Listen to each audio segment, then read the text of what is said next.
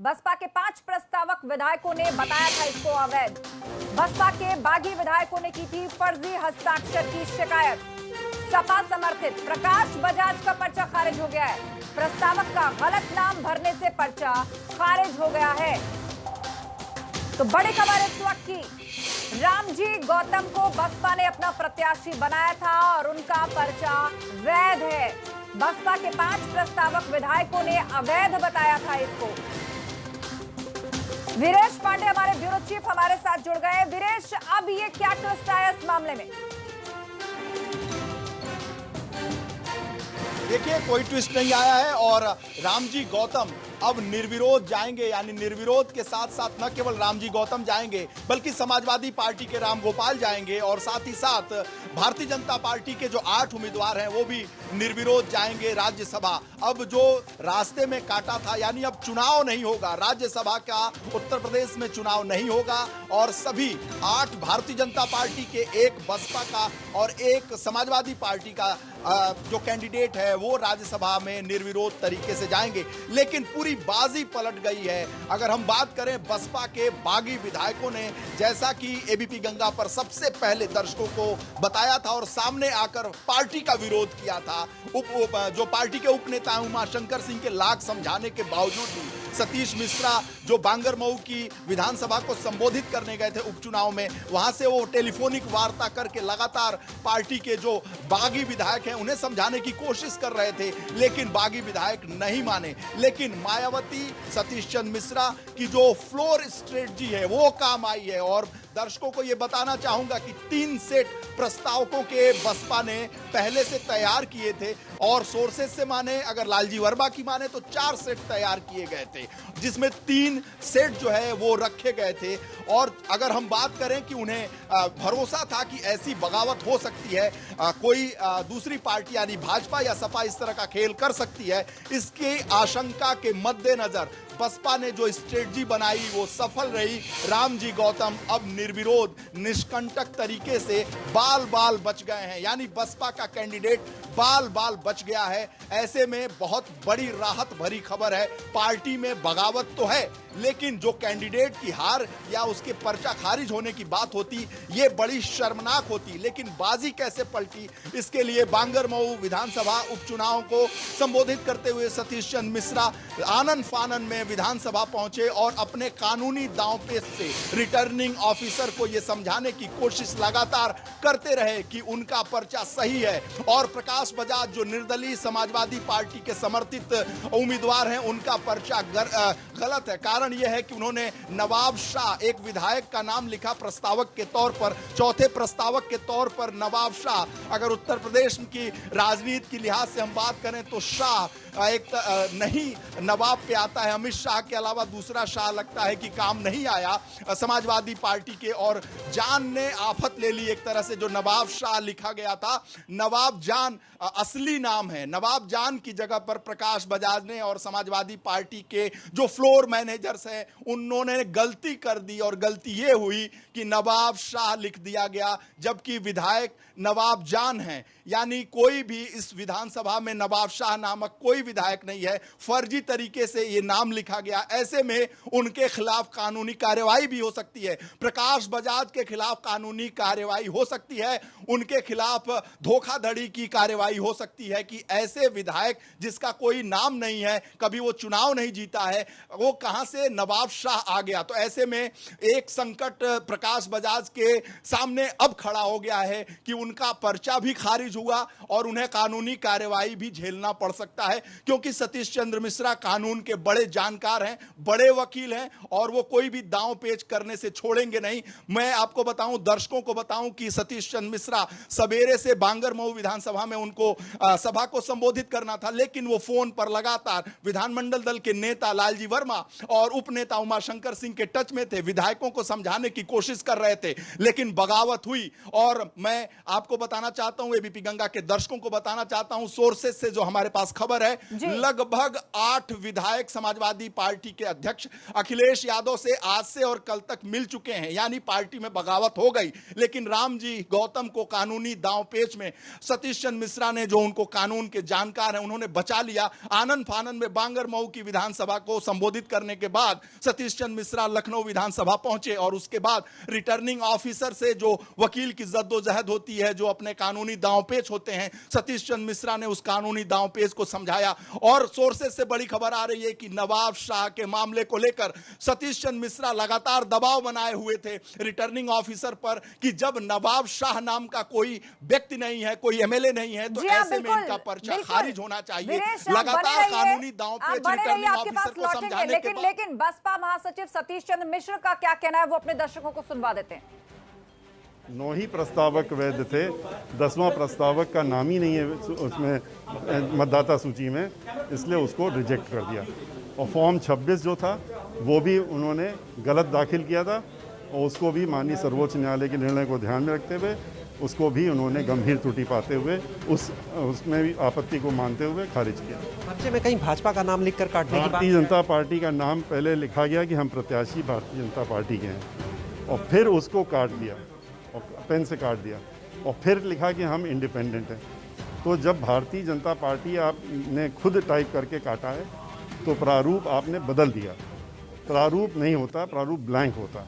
तो अब इसमें भी इस वजह से भी उनकी इतनी गंभीर त्रुटि पाई गई कि जो फॉर्म था वो फॉर्म दूसरा भरा उन्होंने, जो कि प्रेस्क्राइब्ड उसमें नहीं भरा। जो विधायक थे वो कहते हमारे हस्ताक्षर ही नहीं है, सब फर्जी। देखिए, विधायकों ने तो सब दस्तखत किए थे, ये आप जानते हैं, वो लोग भी जानते हैं, वो यहीं पर मौजूद थे। आप लोगों ने भी वीडियो लिया था, आपके पास है, आप निकाल के देख लेंगे कि जब मीटिंग हुई थी विधानमंडल में, यहाँ पर श्री लालजी वर्मा जी की अध्यक्षता में, तो उन्होंने दस्तखत किए थे और दस्तखत करने के बाद यहाँ से वहाँ हाउस में भी गए थे, जहाँ पर दाखिल कर रहे थे वहाँ भी गए थे। और अब आज किस प्रेशर में, किस दबाव में किया, ये तो जवाब वही दे रहे हैं। एक आखिरी सवाल, आपके ऊपर भी गंभीर आरोप लगाते रहे आज दिन भर ये विधायक कि आप उन्हें धमकी दे रहे हैं, क्या कहना चाहेंगे इस पे और क्या एक्शन? तो अंदर बैठे हुए थे, धमकी बहुजन समाज पार्टी की धमकी देगी, हम लोग तो अंदर बैठे हुए थे। धमकी, हमारी धमकी चल रही होती तो वो अपने दस्तखत जो किए हैं उसको फर्जी बताते। वो किसी और की धमकी के बारे में जिक्र कर रहे होंगे, आपने गलत बहुजन समाज पार्टी सुन लिया। अब वो आगे देखेगी पार्टी क्या करना है। हमने यहाँ पर सुना सतीश चंद्र मिश्रा जी को, पार्टी के राष्ट्रीय महासचिव, जिन्होंने साफ तौर पर कहा कि प्रकाश बजाज का जो पर्चा था। और सीधे अब आपको लिए चलते शैलेश अरोड़ा, जिन्होंने बात की सतीश चंद्र मिश्र से। शैलेश साफ इनकार कर दिया, उन्होंने कहा हमारी तरफ से ना तो कोई धमकी दी गई है और साथ ही वो लीगल पेज भी उन्होंने बताया जिसके कारण ये पर्चा खारिज हुआ है। हम कोर्ट जाएंगे और जब हमने ऑब्जेक्शन में भी, ऑब्जेक्शन जो पार्टीज ने किया था दूसरी पार्टीज ने, बिल्कुल निश्चित रूप से आस्था सतीश चंद्र मिश्रा ने साफ कहा कि उनकी तरफ से किसी को कोई धमकी नहीं दी गई है। और दूसरी चीज उन्होंने कहा कि जो प्रकाश बजाज का पर्चा था उसको लेकर सतीश चंद्र मिश्रा ने बताया कि जो आरओ ने जब पूरी जांच की तो उसमें कई खामियां मिली थी। उस पर्चे में एक बार पहले भाजपा का नाम लिखकर काटा गया, उसके बाद दोबारा जो है उसमें निर्दलीय से वो पर्चा भरा जाता है। इसके अलावा जो 10 प्रस्तावक होने चाहिए थे उनमें एक प्रस्तावक का नाम जो था वो एमएलए की सूची में है ही नहीं, तो ये आधार थे। इसके अलावा कुछ और खामियां उनका कहना है इसमें मिली आरओ को, जो रिटर्निंग ऑफिसर थे, जिसके आधार पर पर्चा खारिज हुआ है। इसके अलावा अगर बात करें बसपा प्रत्याशी रामजी गौतम की, तो उनके पर्चे को लेकर जो विधायक ही लगातार 4 विधायक सुबह से ये कह रहे थे कि उन्होंने हस्ताक्षर नहीं किए, फर्जी हैं। तो एक तस्वीर भी बसपा ने सामने की जो हमने अपने चैनल एबीपी गंगा पर लगातार दिखाई। और दूसरी तरफ उनके जो हस्ताक्षर थे, उनको जो लोग यहाँ विधानसभा में आते हैं उस रजिस्टर में जो हस्ताक्षर थे उससे मिलान किया गया। सतीश चंद्र मिश्रा ने भी बताया, जो उपनेता उमाशंकर सिंह उन्होंने बताया कि उससे मिलान किया और ये बात पाई गई कि वो हस्ताक्षर फर्जी नहीं थे।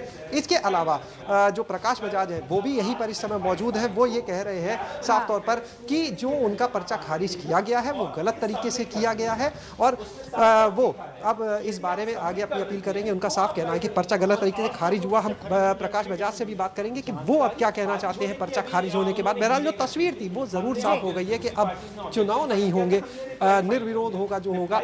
और बहरहाल एक बड़ी राहत मिली है बसपा को। एक बार हम प्रकाश बजाज से भी बात करेंगे, उनसे भी जानेंगे कि वो अब क्या कहना चाहते हैं। उससे पहले क्लैरिटी, अपने दर्शकों के लिए हम क्लैरिटी चाहते हैं कि क्या अब बसपा कैंडिडेट का राज्यसभा पहुंचना तय है? निर्विरोध बसपा कैंडिडेट राज्यसभा पहुंचेंगे? एक छोटा सा जवाब, क्लैरिटी हमारे दर्शकों के लिए, और उसके बाद अब प्रकाश बजाज से बातचीत को आगे बढ़ाइए।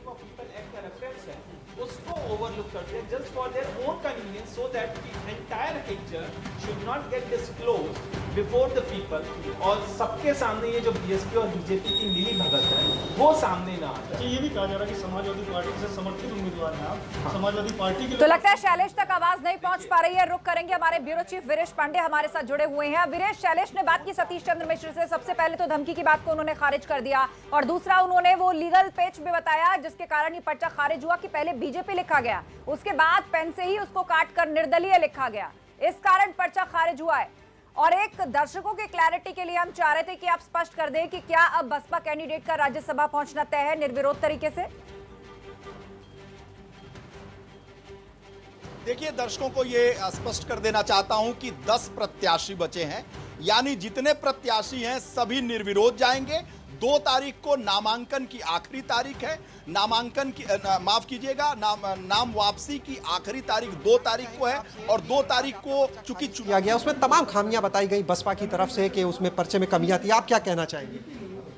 पहले मेरे पर्चे में जो कमी थी वो ऐसी कमी नहीं थी जिससे मेरा नॉमिनेशन रिजेक्ट हो जाए। फर्स्ट ऑफ ऑल, सबसे बड़ी चीज़ जो पॉइंट उन्होंने बोला था मुझे, मैंने उसका सुप्रीम कोर्ट का रूलिंग प्लस मैंने रेफरेंस ऑफ एक्ट, मैंने सब कुछ उनको अपने ऑब्जेक्शन में जो ऑब्जेक्शन किया था उसके रिप्लाई में मैंने सबमिट किया उनको, जिसको उन्होंने बड़ा कन्वीनियंटली ओवरलुक कर दिया। आरओ ने, हमने काफ़ी उनको एक्सप्लेन किया, बट उन्होंने जब ऑर्डर पास किया तो वो जो ऑर्डर फ्रेम किया था इस चीज़ों को ओवरलुक करके उन्होंने ये ऑर्डर को फ्रेम किया था। तो ऐसी कोई चीज़ें नहीं थी जो वो बोले कंसील ऑफ फैक्ट है। कंसील ऑफ फैक्ट तब होता है जब कोई इन्फॉर्मेशन होती है और आप उसको छुपाते हो। हमने कोई भी ऐसी सब्सटेंसिव इंफॉर्मेशन कोई भी नहीं छुपाई जो वो कंसील ऑफ फैक्ट हो। क्लैरिकल एरर था, उसको हमने रेक्टिफाई कर दिया जैसा आरओ ने हमको डायरेक्ट किया था। हमने उस विद इन टाइम हमने उस फॉर्म को रेक्टिफाई करके उनको सबमिट कर दिया। जब सबमिट कर दिया तो वो बेस नहीं बनता। दूसरा, उन्होंने बताया कि एक जो प्रस्तावक हैं उनका नाम अलग है विधानसभा की सूची में, बट सिग्नेचर सही है। जब नाम अलग है, नाम अलग लिख सकता है आदमी, उनका सीरियल नंबर सही है, विधानसभा क्षेत्र सही है, और मैंने उसका रेफरेंस भी दिया कि as per representative of people act section 33 of subsection 4 में ये स्पेसिफिकली दिया गया है। यदि नाम में कोई त्रुटि है वो बेस नहीं हो सकता किसी भी के कैंडिडेट के फॉर्म को रिजेक्ट करने का। 1-2 और पॉइंट थे जिसको हमने सपोर्टिंग अपने रेफरेंस से हमने उनको बताया कि ये नहीं है। दूसरी चीज़ तो उन्होंने बहुत कन्वीनियंटली, बिकॉज ये प्री प्लान था, बीएसपी और बीजेपी मिली हुई थी और वो पिक्चर क्लियर नहीं सामने पब्लिक के पास आ जाए, वो जिसको वो छुपाना चाहते थे, उसके लिए उन्होंने ये गेम प्लान सेट किया और मुझे मेरा नॉमिनेशन जो है वो खारिज करवाया। यदि इसकी निष्पक्ष नॉमिनेशन की यदि इसकी जांच की जाती तो मेरा पर्चा खारिज योग्य था ही नहीं। इनफैक्ट बीएसपी का पर्चा खारिज योग्य था क्योंकि बीएसपी का पर्चा खारिज योग्य था क्योंकि जितने भी प्रस्तावक जो वो बोल रहे थे, क्लेम कर रहे थे, जैसा वहाँ पे आके विधायकों ने, बसपा के विधायकों ने आके बोला कि मैंने किसी भी नॉमिनेशन फॉर्म पे साइन नहीं किया है। जब आप साइन नहीं किए और फिजिकली प्रेजेंट होके जब आप बोल रहे हो, उसको उन्होंने कन्वीनियंटली ओवरलुक कर दिया। आरओ ने, सबसे बड़ी पॉइंट है, आरओ ने जो पॉइंट रेस किया है उनके बीएसपी के पर्चे को वैध करने के लिए, वो सबसे बड़ा पॉइंट है कि उन्होंने जब विधायक उनके सामने आया, एफिडेविट दिया, उन्होंने एफिडेविट पढ़ा ही नहीं, उनसे कुछ पूछा ही नहीं, बस ये पूछा कि आपके साइन है कि नहीं है। और एक सवाल आपसे प्रकाश जी, और इसका मतलब ये हुआ कि बीएसपी का form, the form of the BSP candidate was liable to be rejected because the signature basically which was given by which BSP candidate was claiming basically कि ये विधायकों का है, जो क्लेम करे कि नहीं मेरा है ही नहीं, तब भी उन्होंने उसको एक्सेप्ट कर लिया। और सबसे बड़ी चीज है कि आरओ ने कोई पॉइंट रेज नहीं किया कि एफिडेविट आपका है, अच्छा ये 3 सेट है तो ये फॉर्म में आपकी बात को हमने सुना। ये बताइए, आपको सपा का समर्थन था क्योंकि सपा के विधायक थे जिन्होंने प्रस्तावक के रूप में हस्ताक्षर, सपा का फुल मुझे सपोर्ट था। श्री माननीय अखिलेश यादव जी, राष्ट्रीय अध्यक्ष सपा के जो हैं, डेफिनेटली उन्होंने प्रोत्साहन दिया मुझे। वो चाहते हैं भी बेसिकली किस पॉलिटिक्स में यंगस्टर की ज़रूरत है। आज यंगस्टर जो अचीव कर सकती हैं इस पब्लिक के लिए, इंडिया की पब्लिक के लिए, वो शायद ही कोई कर पाए, और हमारे में कैपेबिलिटी है। और इसलिए वो हमेशा, आप देखिए उनकी हिस्ट्री, जब से उन्होंने राष्ट्रीय अध्यक्ष या मुख्यमंत्री रहे हैं, जब भी पार्टी को संभाला है, चाहे जैसे भी उन्होंने हमेशा प्रोत्साहन दिया यंगस्टर को कि वो आए। पॉलिटिक्स करने के लिए नहीं है, सेवा करने के लिए। अखिलेश जी से कोई आपकी अभी बात हुई, ये पर्चा खारिज हो गया, या आज दिन भर जो चीजें चलती रही उसके बीच में अखिलेश यादव से आपकी कोई बात हुई? अभी कोई बात नहीं हुई है। अभी तो मेरा पर्चा लीगली मेरा खारिज नहीं किया गया, तो शब्दों का हेरफेर लीगली खारिज नहीं किया गया है, लेकिन ये स्पष्ट है कि पर्चा जो है वो अवैध है, वो खारिज हो चुका है। और अपनी दलील में प्रकाश बजाज कह रहे हैं कि ऐसी कोई लीगल त्रुटि नहीं थी, पर्चा खारिज बीएसपी का होना चाहिए था, लेकिन उनका हो गया। उनको जरा सी भी आत्मसम्मान है तो उनको शायद रिजाइन कर देना चाहिए। और सवाल प्रकाश जी चाहेंगे, आपको समर्थन था सपा का, और बसपा के राष्ट्रीय महासचिव कहते हैं कि आपके पर्चे पर भाजपा लिखकर आपने पहले काटा था, तो इसका क्या मतलब? आप भाजपा लिखते हैं, सपा का समर्थन। मैं बताता हूँ क्या हुआ कि जब हमने फॉर्म मैंने टाइप नहीं किया, मैंने एक बंदा रखा था, क्योंकि ये सब चीज़ें जो भी हुई हैं वो हुई हैं 26-27 तारीख को, मेनली 27 तारीख को मॉर्निंग में जो भी हुई। तो बिल्कुल प्रकाश बजाज अपने बचाव में बेशक कह रहे हैं कि लीगली अभी खारिज नहीं हुआ है, लेकिन प्रक्रिया भर है। परिस्थिति स्पष्ट हो चुकी है कि जो एरर था, मतलब पार्टी का नाम पहले बीजेपी लिखा गया, कट करके उसके बाद निर्दलीय लिखा गया, पर्चा खारिज हो गया, और उसी के साथ बीएसपी उम्मीदवार अब निर्विरोध, मतलब 10 के 10 कैंडिडेट। वैसे तो राज्यसभा की हम बात करें, वीरेश पांडे हमारे साथ लगातार जुड़े हुए, हमारे ब्यूरो चीफ। वीरेश, अपने बचाव में प्रकाश बजाज बहुत कुछ कह रहे हैं कि पर्चा खारिज तो बीएसपी का होना चाहिए था, वो ऐसी कोई लीगल त्रुटि नहीं थी। लेकिन सतीश चंद्र मिश्र बता रहे हैं, वकील है, जानकार है संविधान के, कानून के, कि किस तरीके से उसको काटा गया और वो एक लीगल एरर में आता है, जिसके कारण रिजेक्ट हुआ पेपर। देखिए, प्रकाश बजाज व्यवसायी हैं, उद्योगपति हैं, और ऐसे में जो घाघ नेता हैं और जो कानून के जानकार हैं, उनके बीच ये फंस गए। और इनकी जो व्यवस्था साफ दिख रही है कि लीगल तौर पे मैं सही हूं। अब कहां लीगल के तौर पर क्या सही है, रिटर्निंग ऑफिसर ने जो तय कर दिया वो तय हो गया। और सभी लोग जानते हैं, जो राजनीति को जानते हैं, जो इस तरह की गतिविधियों को जानते हैं, रिटर्निंग ऑफिसर ने अगर तय कर दिया, इनके पर्चे को खारिज कर दिया, अब ये कोर्ट जाएं, सुप्रीम कोर्ट जाएं। लेकिन अब जो 10 कैंडिडेट हैं, यानी एक राम गोपाल यादव जी जो समाजवादी पार्टी से हैं, एक रामजी गौतम जो बसपा के कैंडिडेट हैं, और 8 भारतीय जनता पार्टी के कैंडिडेट हैं, ये सभी निर्विरोध जाएंगे। उत्तर प्रदेश में चुनाव नहीं होना है।